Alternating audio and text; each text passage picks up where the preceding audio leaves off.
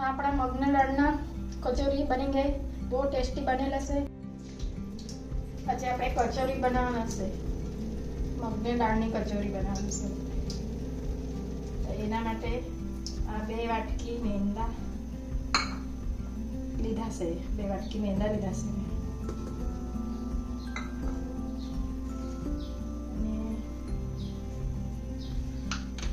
અડધી ચમચી અજમો લીધો છે, એને બરાબર ક્રશ કરી લેવાનો હાથથી, આ રીતે એમાં નાખી દેવાનું। આ સ્વાદ પ્રમાણે અડધી ચમચી મીઠું ને મિક્સ કરી લેવાનું।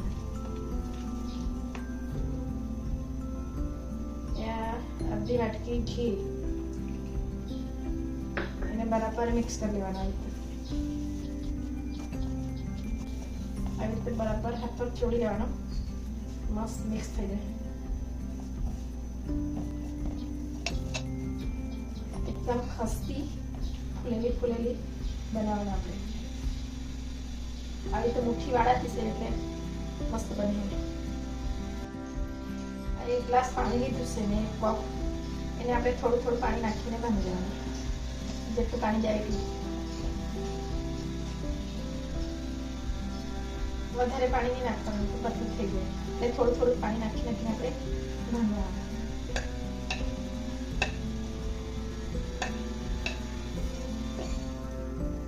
અને વધારે કઠણ નહીં બાંધવાનું, થોડું ઢીલું પોચું।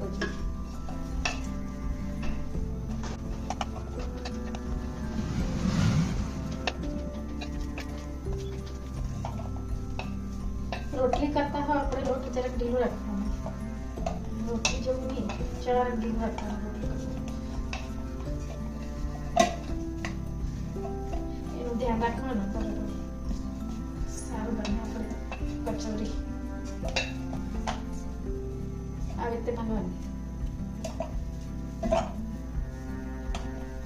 હવે આપણે એને 15 મિનિટ માટે ઢાંકી દઈએ। 1 કપ પાણી લીધેલું, તેમાંથી આટલું જ પાણી, આટલું જ વપરાયું, એકદમ આટલું વપરાયું।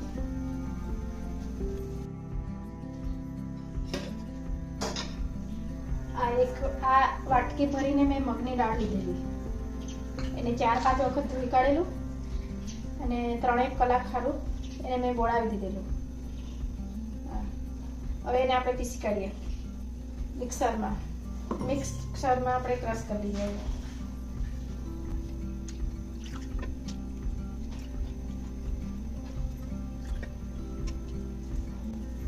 મિક્સરમાં ક્રશ કરીને પછી બતાવો। હવે મેં મિક્સરમાં આપણે ક્રશ કરી દીધું છે, આ મિક્સરમાં। હવે એને આપણે વાટકીમાં કાઢી લઈએ। થોડું મોટું જ રાખવાનું, એકદમ ચીકણું નહીં કરવાનું, દરદરો રાખવાનું, મોટું।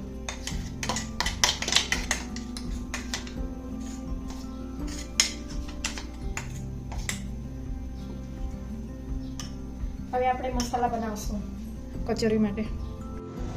હવે આપણે ગેસને ચાલુ કરી લઈએ।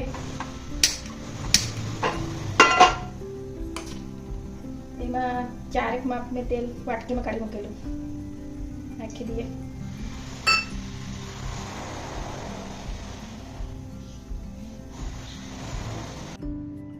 આપણું તેલ ગરમ થઈ ગયું, એમાં થોડું જીરા નાખી દઈએ।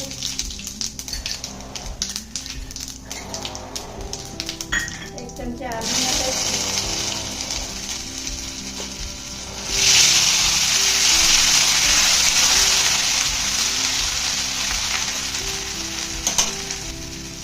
અડધી ચમચી લીલા મરચાંના પેસ્ટ,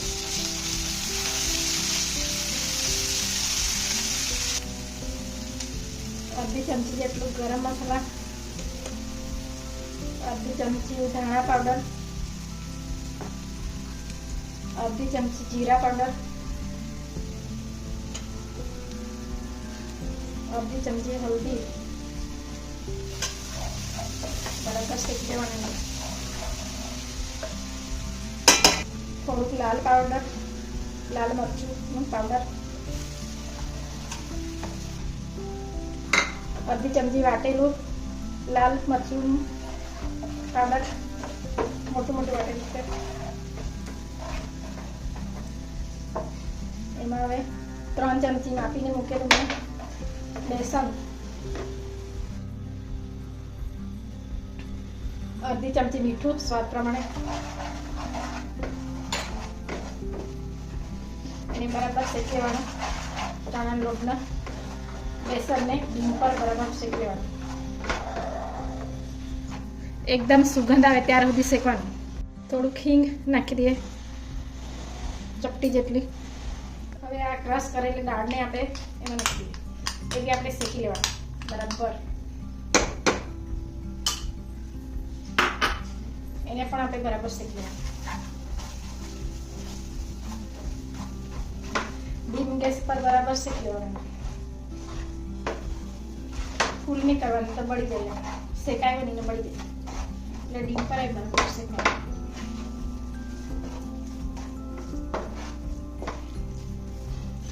એમાં હવે થોડી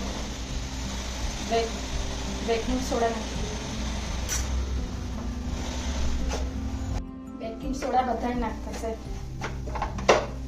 મગની દાળની કચોરીમાં.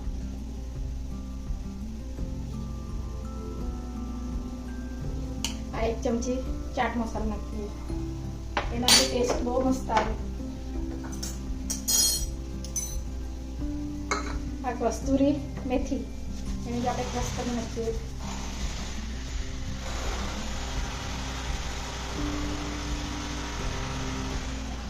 બહુ મસ્ત ટેસ્ટ આવે કસ્તુરી મેથી ના હોય. 1 ચમચી આમચૂર પાવડર નાખી દઈએ. હવે બધાને બરાબર મિક્સ કરી લઈએ. બધાને મિક્સ કરીને બરાબર શેકી લઈએ આપણે.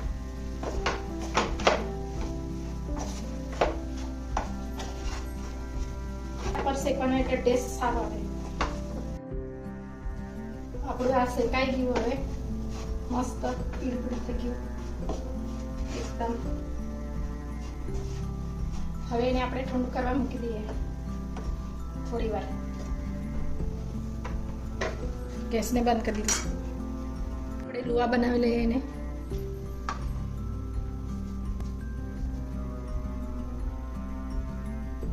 આવી રીતે લુવા બનાવી લેવાના બધા લાડુ જેવા.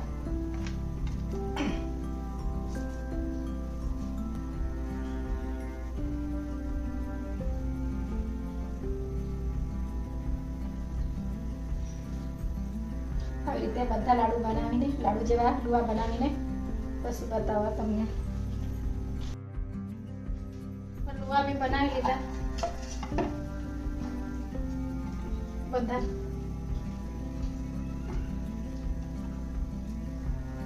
હવે એને સાઈડમાં મૂકી દઈએ. આપણે કચોરીને ભરી લઈએ. હવે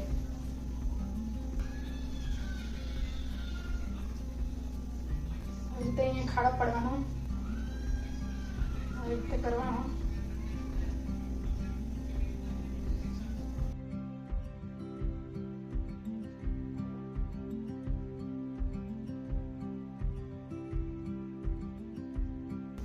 આવી રીતે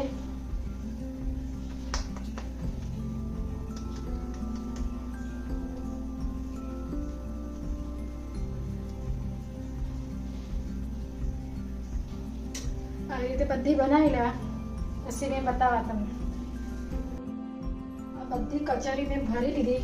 હવે આપણે તળવાના કચોરીને. આપણે ગેસને ચાલુ કરવાના. ગેસને ચાલુ કરી દઈએ. તેલને ગરમ થવા દે ડીમ પર જ. હવે આપણે કચોરીને તળી લઈએ. એકદમ ડીમ પર તળવાનો. તળાઈ એટલે ઉપર એના મેળે નીકળી આવે. પછી પલટાડવાના આપણે.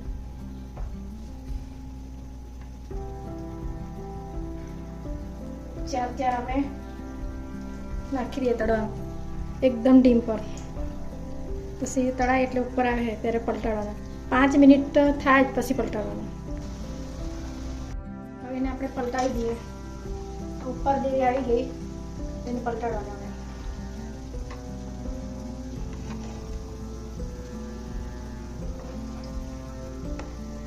અને શેકાતા તળાતા તળીને એકદમ તૈયાર થઈ જાય તો 16 મિનિટ જેવું થાય. એકદમ ધીમે તાપે તળતાશે એટલે. અને ધીમે તાપે તળે તો ટેસ્ટફુલ બહુ મસ્ત આવે. આપણે સારું લાગે, ખાવાની મજા આવી જાય. હવે એને આપણે પલટાવી દઈએ.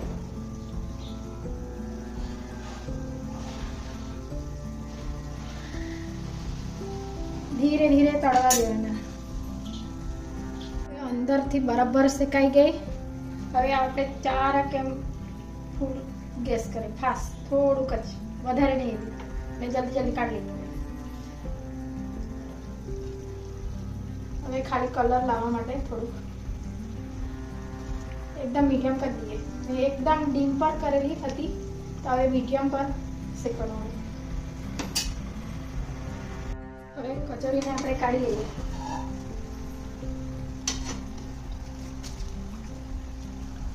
એકદમ કલર આવી ગયો. અંદરથી મસ્ત શેકાઈ ગઈ.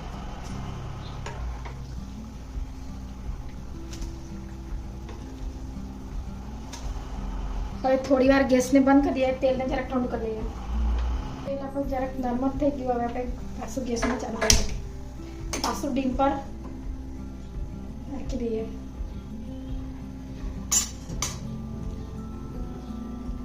આવી રીતે એને મેરે ઉપર આવી જાય ત્યારે જ પલટવાનું. એક વખતનું શેકવાનું 16 મિનિટ તો થાય જ તો સારી રીતે બધી શેકાઈ જાય. કેમ કે ડીમ પર શેકવાનું ટેસ્ટો સારો આવવું જોઈએ કે નહીં, તો ડીમ પર શેકવાનું. આવી રીતે તમે લોકો બનાવે તો બહુ ટેસ્ટી બને. ઘરવાળા બધા ખુશ થઈ જાય. આવી રીતે બનતી છે, બહુ મસ્ત બનતી છે. આખું શેકાઈ ગયા. હવે આપણે આને બી કાઢીએ.